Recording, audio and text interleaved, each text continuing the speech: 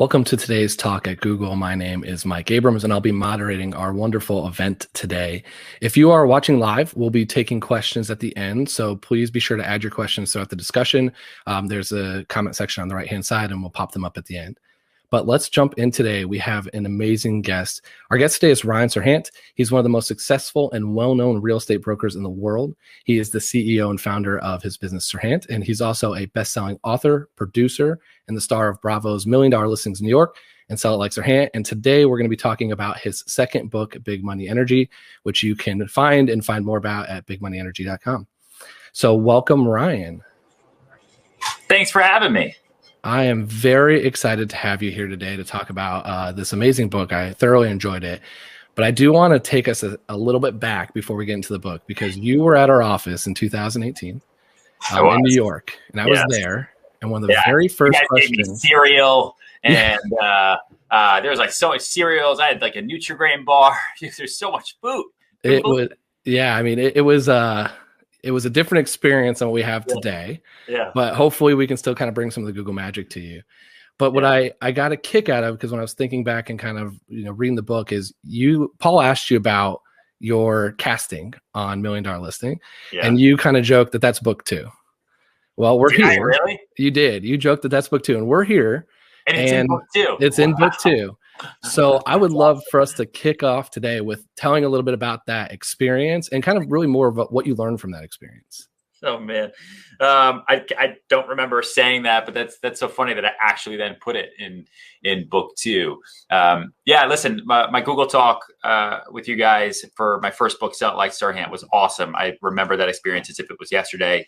Did it with, I think, your head of real estate, and it was really, really, really cool.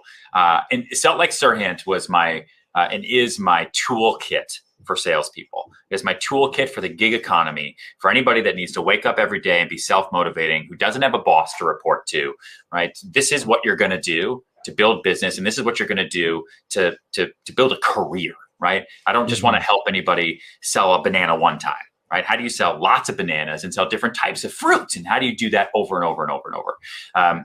Big Money Energy is my confidence blueprint. It is that secret sauce.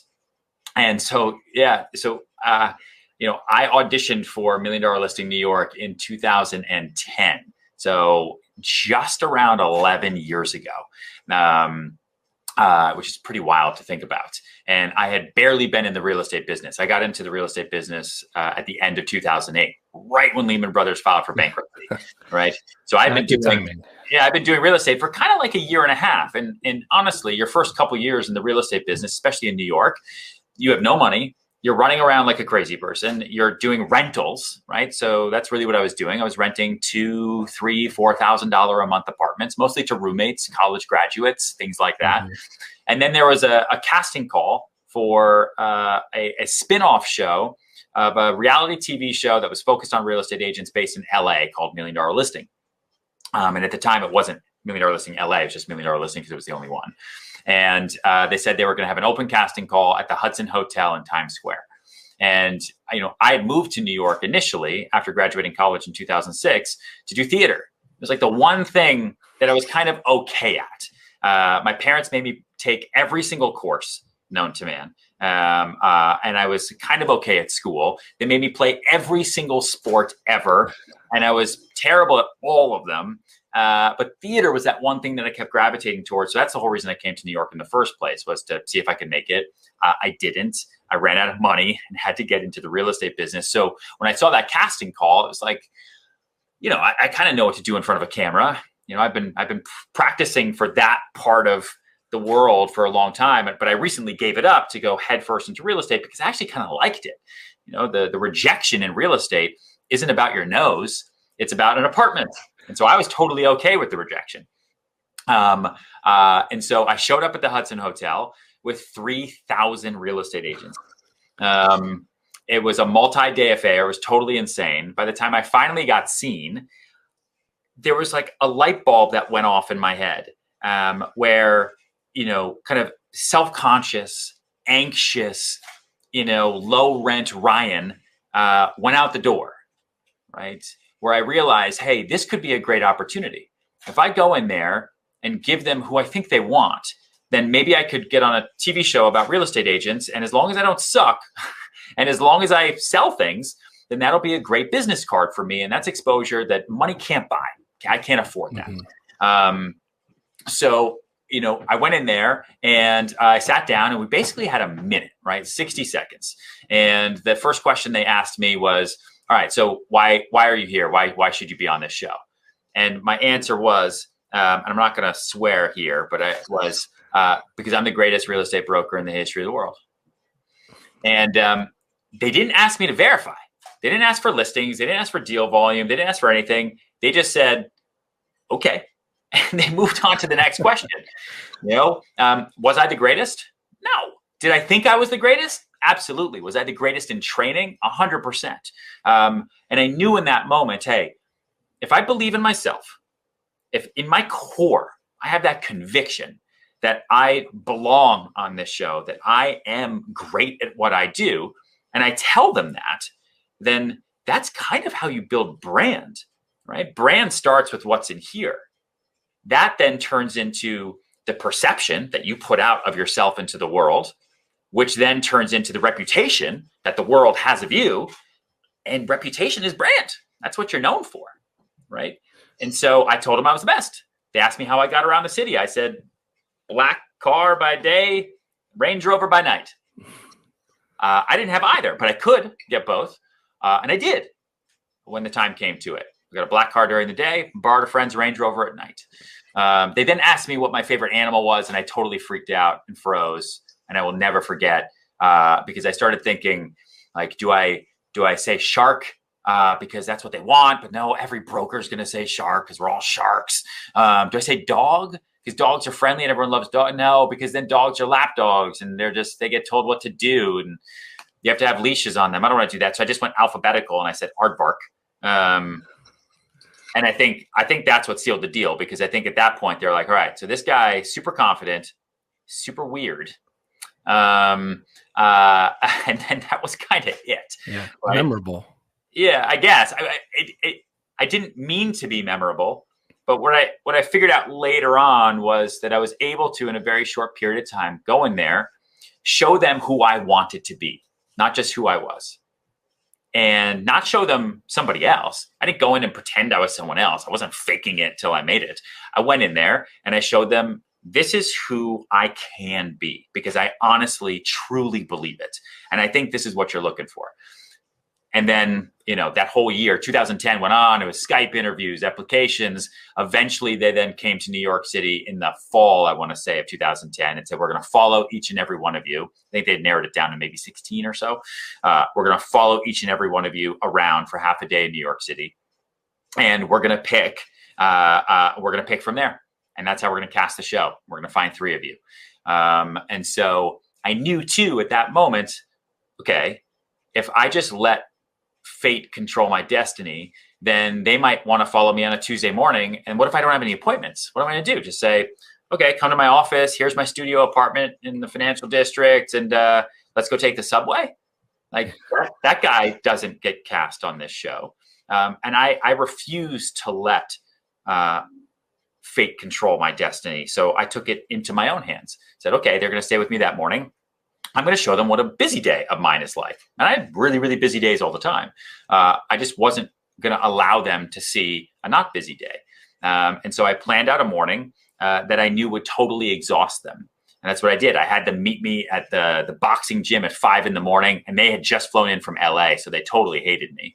I had them come back to my apartment, jumped in the shower, talking about my life. I then had borrowed my friend's Range Rover. I'd never driven in the city before. That was the one kind of do or die moment.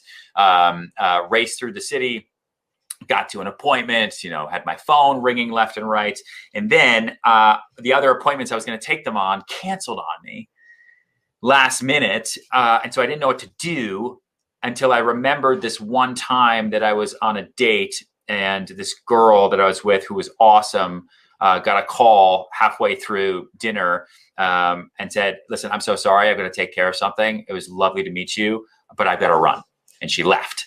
And part of me was like, that's so rude. But the other part of me was like, I really would like to see her again. What just happened? And I don't know why I thought about that in that moment, but that's exactly what I did. And I just flipped the script on them because I knew that every other agent that they were going to be auditioning was going to be fawning all over. Oh, let me show you this. Let me show you. Oh, I've got this other penthouse. Let me show you that. I showed them one place. And then I said, listen, I'm so sorry. I got to run. You can't actually come on these next appointments. But if there's anything else you need, just let me know. You're going to be good. Okay. And I got in the car and I drove away.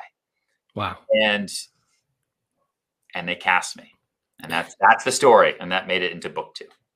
And I think a piece of it that I'd love to have you expand on is you talked about your future self. Like, it's not that who you were in the moment, it's who you want to portray, who you wanted to be, what you saw, that you knew that you were going to be the Range Rover, not taking the subway person.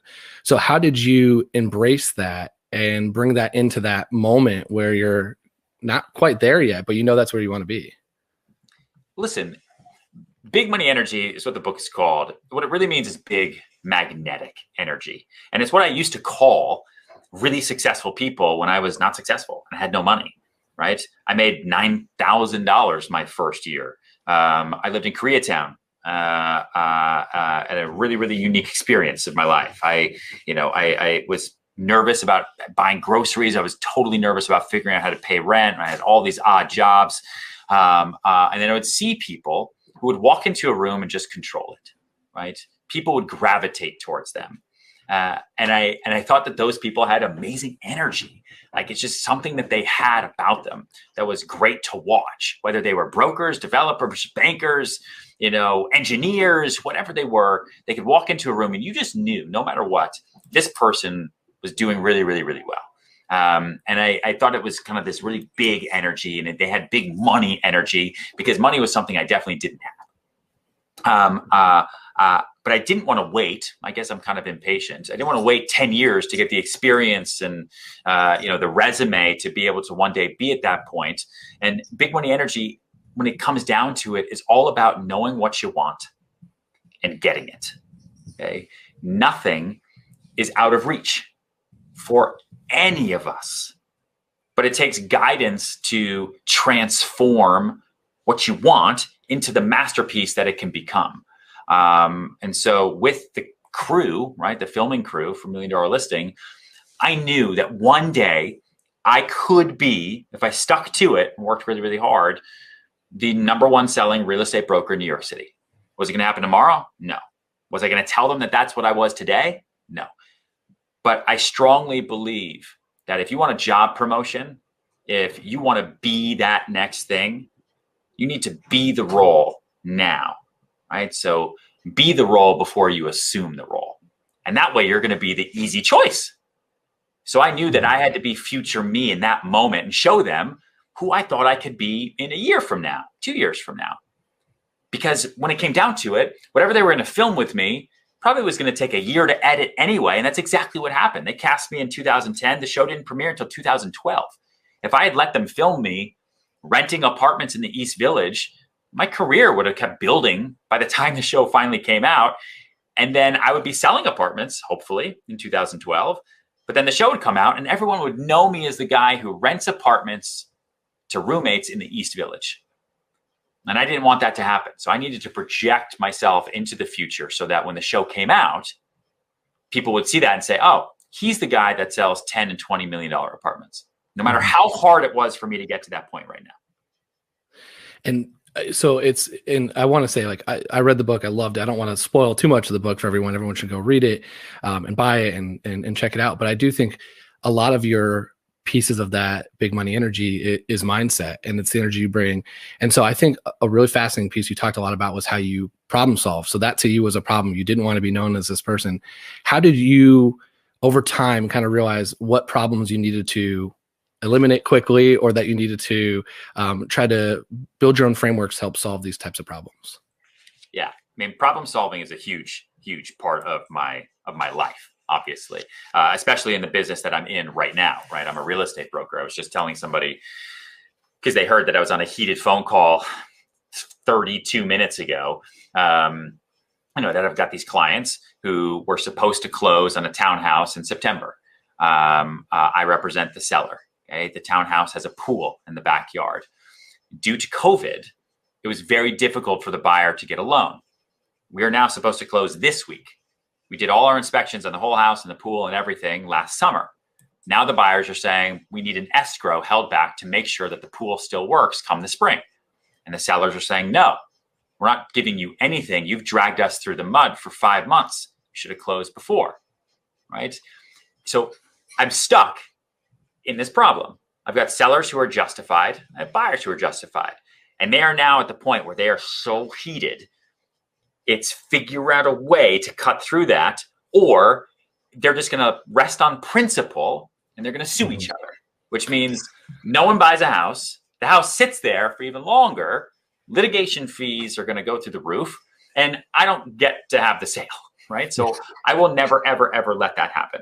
So, there's something that I call the red zone, right? Which is really important, which also goes into time management. But when problems show up at work, one thing that they do better than anything else is they eat your minutes.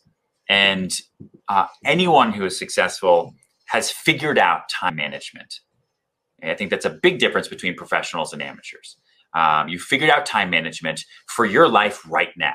Is that going to change over time? Absolutely. Will it change as you get married and have kids? For sure, right? But as you go, I'm successful in the moment today because you figured out how to manage your day better than your competition so that you can be more productive. And when problems show up at work, they suck up those minutes, and you need to expect problems, right? So I expect to have a handful of problems every single day, but you can't let them derail you. And so I really live my day 1,000 minutes at a time. Okay. Something that we call in my office here, the 1,000-minute rule. If you really look at the amount of minutes that you have every day in 24 hours, subtract sleep, kissing the babies, eating, all that stuff, you're left with about 1,000 minutes that are fresh just for you. And every day you wake up and you're the CEO of your own bank of time. And when you think about your day that way, you don't think about it in an anxiety way, right? You're not freaking out. But you have a new appreciation for what the day means to you, because now the day costs you money. And everything that you do and anything anyone does to you is costing you those minutes, and those minutes are time, and those minutes are money, right? There's that asset. And so you cannot let those minutes be wasted. And if they do get used up, you can't then throw away the rest of your minutes just because 5 minutes got used up. So one thing that we do, and we talk about a lot here, is we perform, well, it's a medical term, but we perform CPR when you're kind of in that red zone, okay? Because if I let every one of those problems ruin my day, I would never, ever, ever, ever, ever sell a single apartment. So, so CPR is control. Okay? So one, you kind of have to accept the things that you can control and accept the things that you can't control. I cannot control COVID and the fact that it derailed a closing for me for 5 months. Can't do it, right? There's nothing I can do. Mm-hmm. I can't control Wells Fargo, Bank of America. I can't control Chase, all these banks that are having hard times. It's not in my control as much as my sellers want it to be. And it's amazing to me how much they think it's in my control. Absolutely not. Okay? Once you accept that there are things that are outside of your control, then there's perspective, which is basically that you need to learn to expect problems so that they don't derail you, so that you treat every issue that you run into from a calm, understanding point of view, because this is expected. I wake up every day expecting to be riddled with problems. It's not like, oh God, it's a Monday.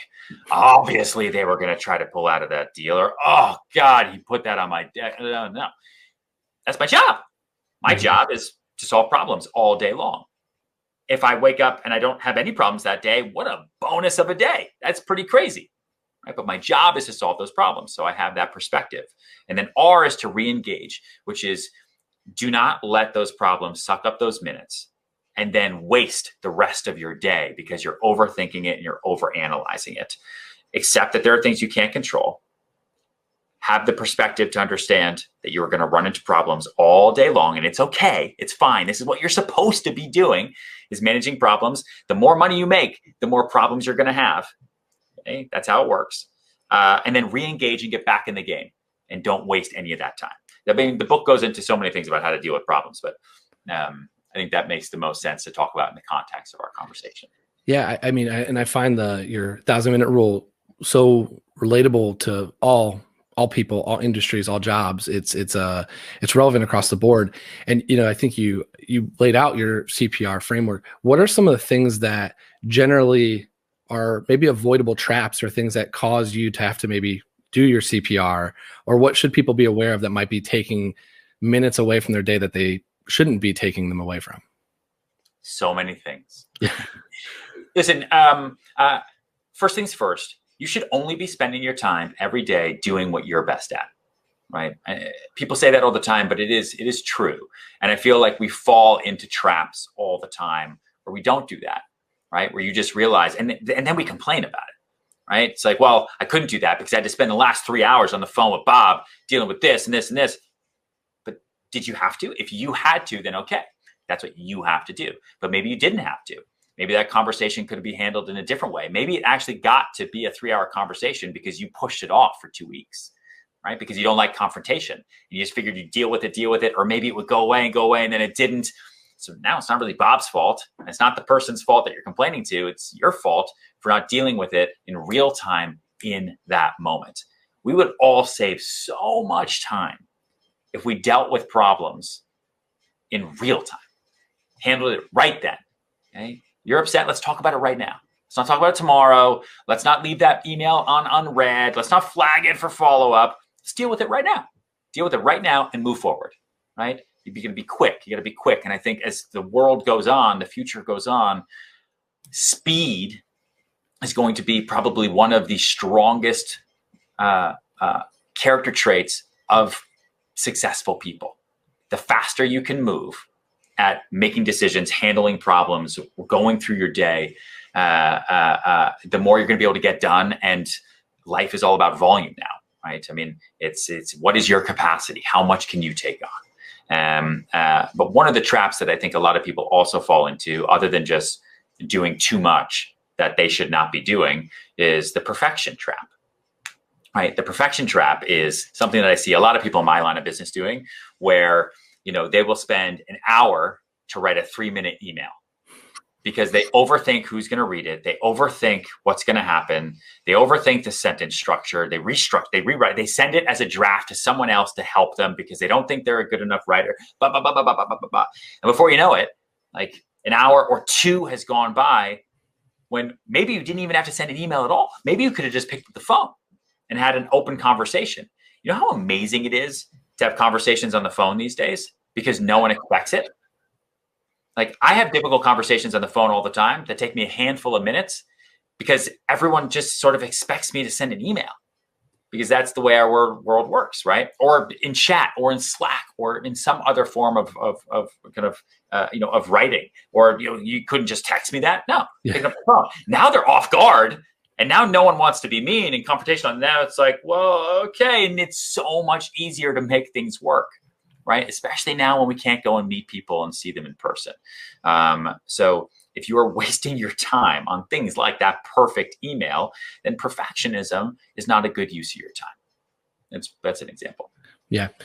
We talked a little bit about the minutes used on things that are not a good use of time, but one thing that you called out that you do and you prioritize, that you give minutes to is growth, and you set time aside for that. And I'd love to hear how do you do that? How do you kind of approach that? And what are you using that time for now? And I guess what recommendations do you have? Because I think a lot of people that are watching this are going to have, maybe they're not doing that yet, but want to do that and want to prioritize that. So what recommendations would you give to us? Yeah. Growth work is incredibly important, right? I mean, like, if you work out, right, that's kind of growth work. If you read, right, that's growth work. But you've got to figure out what you want to grow at. Like, what is it? For me, in my business, it's meeting new people. I'm a real estate broker, right? When it all comes down to it, I'm based in New York City.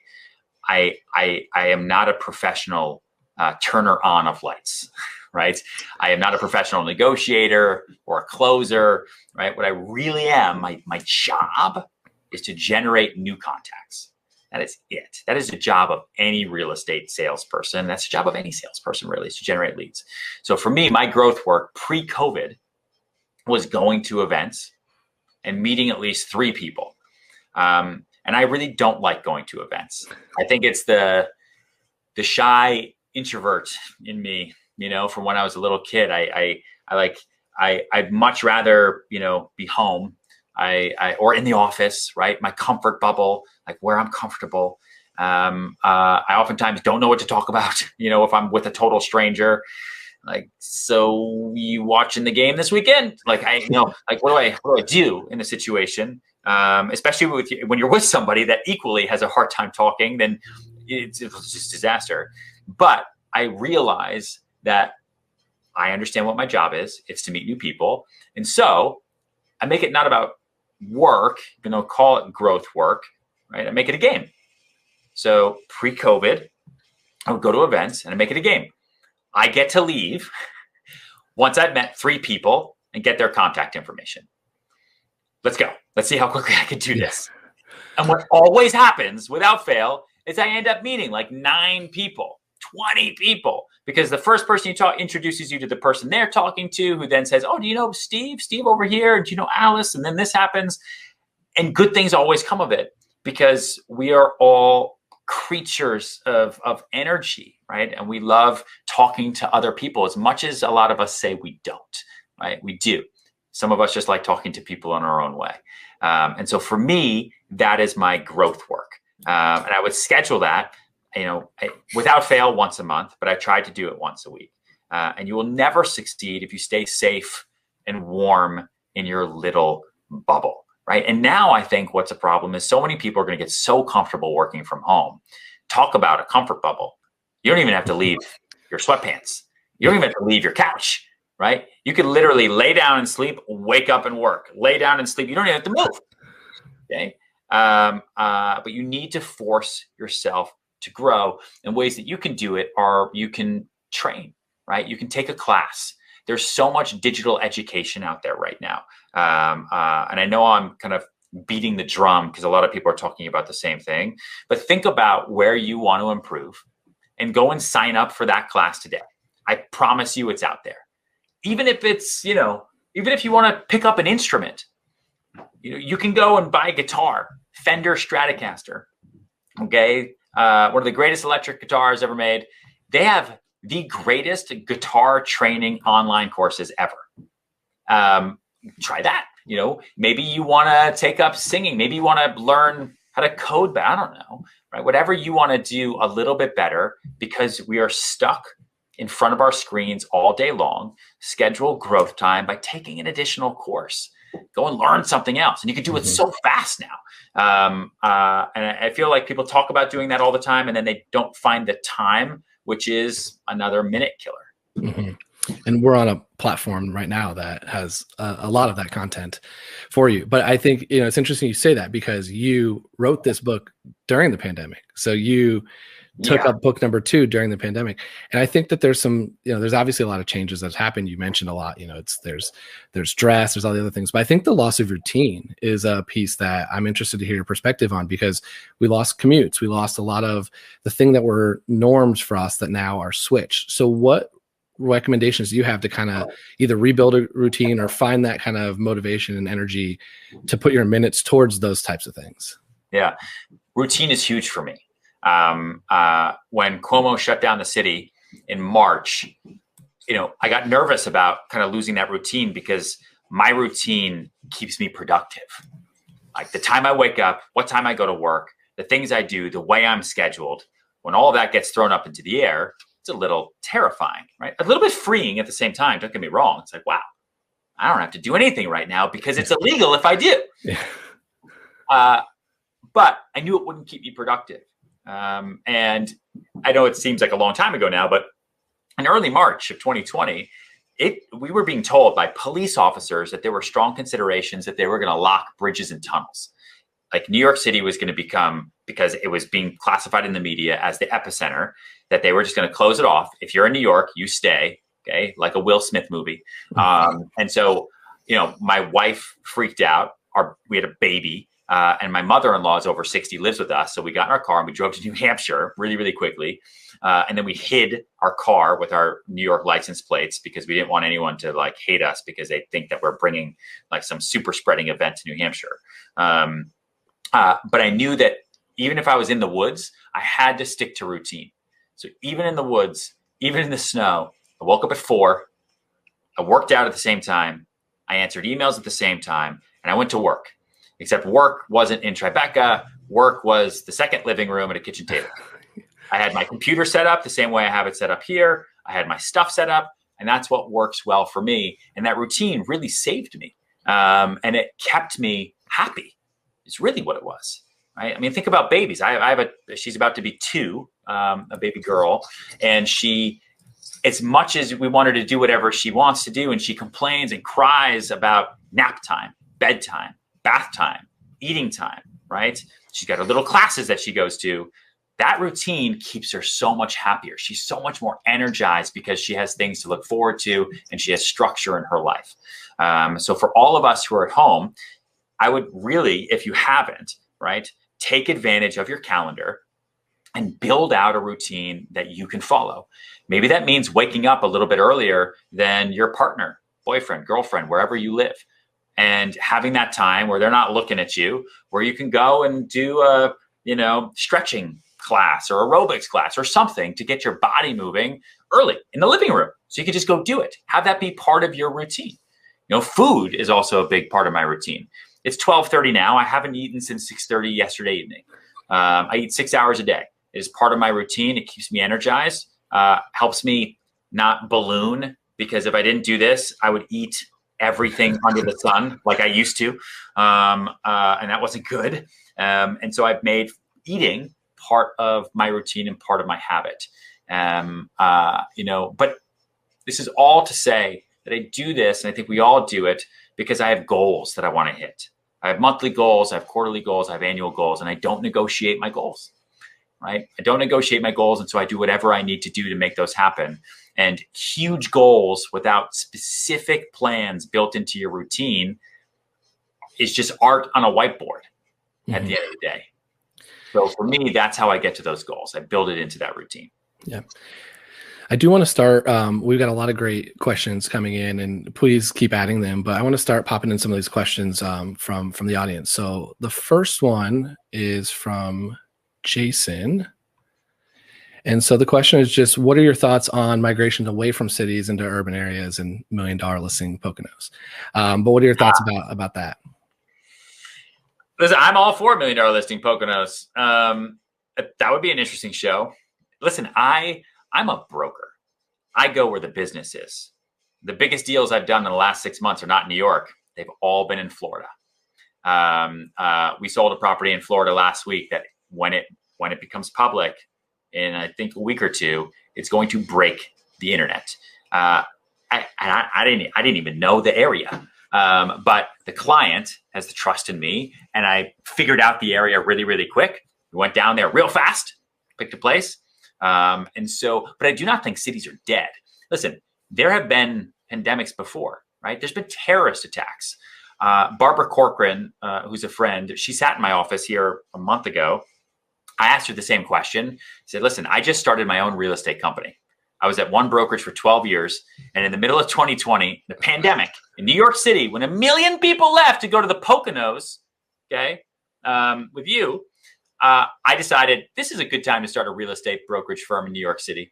And I told her that in the same kind of tone, a little bit sarcastic. And she took it dead. She was like, no, I think you're absolutely dead on. She remembered 9/11. And she remembered when everyone said New York is over, right? The United States is now vulnerable to atrocities we never thought possible. No one's coming back to New York ever again. And she stood there in front of her company and said, we're going to rebuild. We're going to do as much as we possibly can, but be ready, because New York and every city is on everyone's TV around the world right now. And what people are really seeing around the world is a sale. And you're about to experience the biggest bull run in real estate the world's ever known. And that's exactly what happened. And so, listen, backyards have existed for a really long time, way before cities. And there's a reason people gravitate towards cities, because when you're not afraid of a disease every single day, You have the energy, you've got the stuff, you've got people.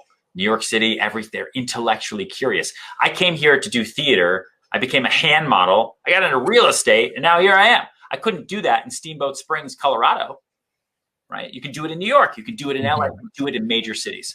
So I think cities honestly just get stronger going forward. And you're going to have different types of people who get to live here now, which is great. It's awesome. So next question, I think we actually have a couple versions of the same question, so I'll combine them in here, is just what is the outlook on the New York housing market for buying for the next couple of years as the city recovers? What's your kind of vision on that?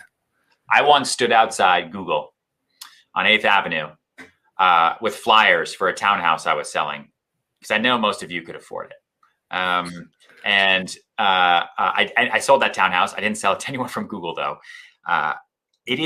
Right now we are in the greatest buyer's market New York has actually ever known. This is a better buyer's market than what we saw in 2001, 2002. This is a better buyer's market than what we saw in 2008 to 2010, because you have access to credit, because interest rates are lower than they've ever been before. If you're getting a new loan, okay, and you open an account at Wells Fargo, you're getting a jumbo loan, you can get an interest rate. We just had someone yesterday for 1.8%. Wow. The average is like 2.5%, but it now no longer makes sense to rent. And that's why rentals have been decimated in the city. There are rental buildings in the city that are now having a really, really hard time, because if you're staying in New York, you know that, listen, it makes more sense to own. And if it only costs you either a little bit more or on par per month than it would to rent something similar, why? It's not like you're making money on that savings deposit sitting in your bank account, right? So why not start building equity? And remember, people always say, well, when I'm renting, it's temporary. I don't want to pay a mortgage. You are paying a mortgage. You're just not paying your own. You're paying somebody else's. So you either pay someone else's mortgage or you pay your own. It is an incredible time to buy real estate in New York City right now. And my prediction, just so you know, is just like what happened after 9/11 and just like what happened after 2008. COVID, as terrible as it has been a multi-trillion-dollar PR campaign for the value of housing. And we're seeing that throughout the rest of the country. And this is the first time in forever that New York is actually lagging behind the rest of the country. Typically, we lead the way. And next year, towards the end of this year, actually, prices are going to start to skyrocket. And we're going to enter the next greatest bull market in real estate that New York City's ever known. I promise you. So if you're looking to buy right now, my email is ryan@serhant.com, and I will take great care of you. Getting leads every time you can. It's my job. Let's go. Yeah. Let's there's great deals. We have such great deals. It's crazy. Was this one of your games, was to get in your email into this talk at least once? I can't go to a networking event, so I just met at least 3 people. Yeah. Let's pop up the next question. This is from Robert. Just says, what would you consider as your biggest learning lesson as part of your career? Setting appropriate expectations. It's an easy one. I made the mistake a lot when I was younger that I was either not setting expectations at all for clients, or I was setting the wrong expectations. And it would always, without fail, lead to disaster. You're so much better off being upfront and honest at the beginning of a relationship and laying out the possibilities. It doesn't mean you have to say, this is never getting sold or this is never happening, Jim. You're not going to get the job. But you can say, we're going to go for it. Let's do everything we possibly can. The market is going to price us here, and we're going to probably have to deal with that. But you're going to work with me. I'm going to do this. We're going to be great. It's going to be awesome. As long as you stay positive and stay excited and stay confident in your abilities, you can set whatever expectations you want, and people are going to go with you because that's why you're being hired, right? Everyone who's listening here, you have the job you have because somebody was confident in your ability to do that job, not because they weren't confident, right? You are confident in doing what you do. And so I learned the hard way to set appropriate expectations early on so I could always call on them later. Mm-hmm. So let's go to the next question. This is, what's your advice on how to find a passion? How to find a passion? Honestly, trying as many things as you possibly can. Try. Take up as many things as you can. If you never tried cooking, take up cooking. Go bake. Take classes online. Pick up a guitar, a drum set, a cello. Start singing. Run around outside with a ball. Try everything. I resented my parents a lot when I was a kid growing up because they made me try everything, and I hated it because it was embarrassing. You know, like when you're overweight, covered in acne, and your parents are making you go out for the basketball team with guys that hate you, like it was devastating when you're 13. But I'm glad I tried it now because I learned really, really quickly, basketball is not for me. Not great. Could have been, maybe. And listen, had I not tried real estate, the last thing in the world I ever thought I would do would be a licensed associate realtor with the state of New York. Craziness, you know. But a friend said, listen, you got to figure out how you're going to pay your rent. You can't keep doing all these odd little jobs. Get your real estate license, put ads on the internet. People are going to call you, sell them apartments. That's how you do it. And this was 2008, early on in the year. Things were a little bit different by the end of the year. And so I said, okay. So I tried it. And I had no idea that selling property was going to become such a passion. A good thing I tried it. Yeah. So I do like this question because get a little sneak peek from Amanda, which is, what are your favorite and least favorite parts of the show? And I think she's talking about $1 Million Listing. Yeah. I could answer that question so many ways.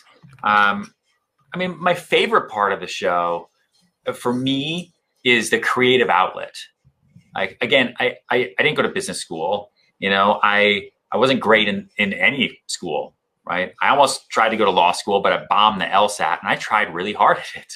I really studied for that thing, and it just didn't work. But I love theater. And I loved making little movies and short films and telling stories.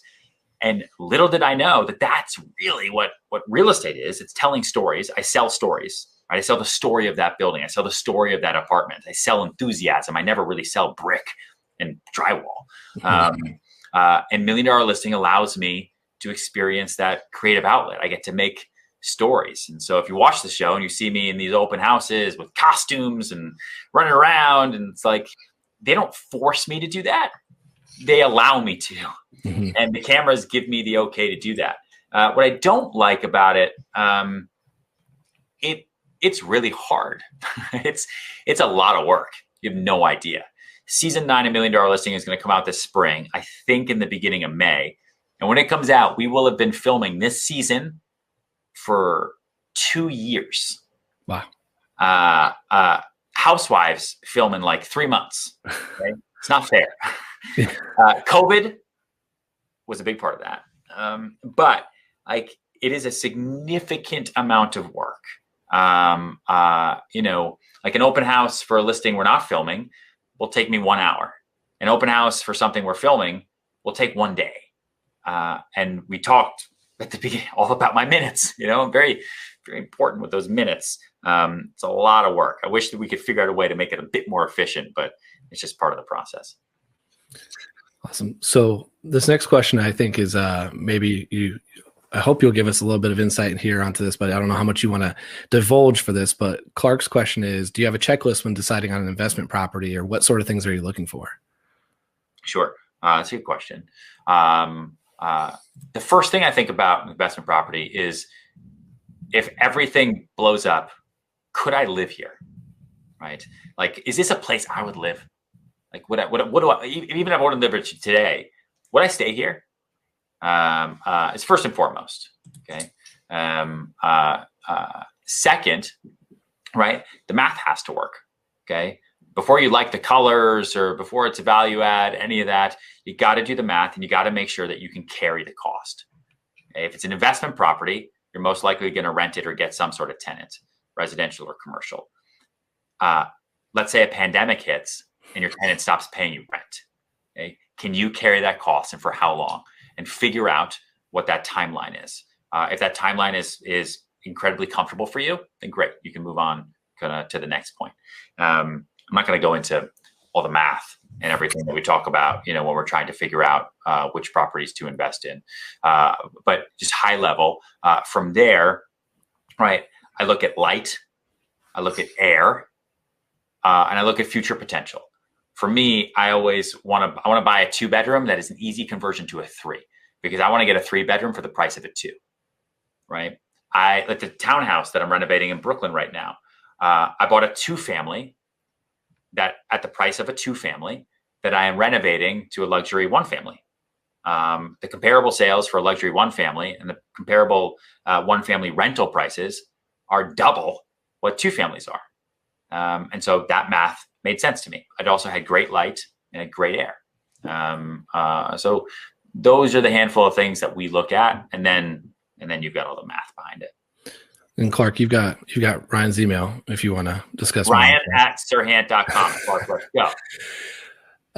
This is going to be the last questions from Paul. You've had many successes in your career, but of course, it always comes with failure. So how do you deal with rejection and deals gone bad, and what's your approach to improve over time? Good question. The day I got married, I had a huge deal die that day. I was supposed to be getting married, and I did get married. But at the same time, my phone was on me. I was dealing with a seller. I was like sneaking away. Buyer. It was a co-op in Flatiron. It was a disaster. Everyone was insane, angry, and then everyone was pissed off that I was 6 hours ahead. And no one, listen, as a real estate broker, no one cares that you're getting married. No one cares that you have a life. I am in the service industry. Okay. And when someone's home is about to not sell, they don't care. You're the broker, figure it out. And so that really, really sucked. 1, the deal died. 2, for the rest of my life now, when I think about my wedding, part of my brain, no matter what I do, goes to thinking about that damn deal dying. And had I been in New York, maybe I could have fixed it. Now, listen, there's always other deals, so I get it. But one of the reasons I am so structured during the day, and one of the reasons I built my business to be so focused on volume more than anything, is so that when a deal dies, it does not ruin those 1,000 minutes. If I go through a 10-minute phone call with a seller, in my brain, I have now conditioned myself to know those were a bad 10 minutes. I'm gonna have to buy those on another day. I got 990 awesome minutes coming up. It's okay. It's gonna be fine, right? And it takes a little while, but eventually you become okay with it. One little hack, though, that I will say, if you experience a failure today, a deal burns, you get fired, I don't know, so a report you are working on, someone laughs at it, whatever it is for you, okay? Go into your calendar, right? 30 days out from today, and go in 6 a.m. and do a calendar item and say, how do you feel about X, whatever it is? So for me on that deal, I would have gone out. I got married on July 7th. So August 7th, I would have put in my calendar, how do you feel about losing the deal at 5 West 17th, I think it was. And I put it in there, because what happens is eventually time goes on, the sun always rises, and I get to August 7th and I see that calendar invite and I'm like, how do I feel about what? Oh God, that day sucked. Oh no, but it's fine now. Like, I'm okay. Time heals all wounds. And eventually what happens, the more you do that with your failures, you build up that muscle memory to be totally okay, because you know how you're going to feel in 30 days, right? You know what it's going to feel like. Because you've trained your brain to remember the pain. And now you're training your brain to remember when you have pain, the pain not being there anymore. And so it's okay. And it works. Try that. Like, hopefully no one here experiences failure, dead deals on their wedding day, but try it. 30 days out, it's like going to the gym, right? It's building that muscle memory. It really, really, really works.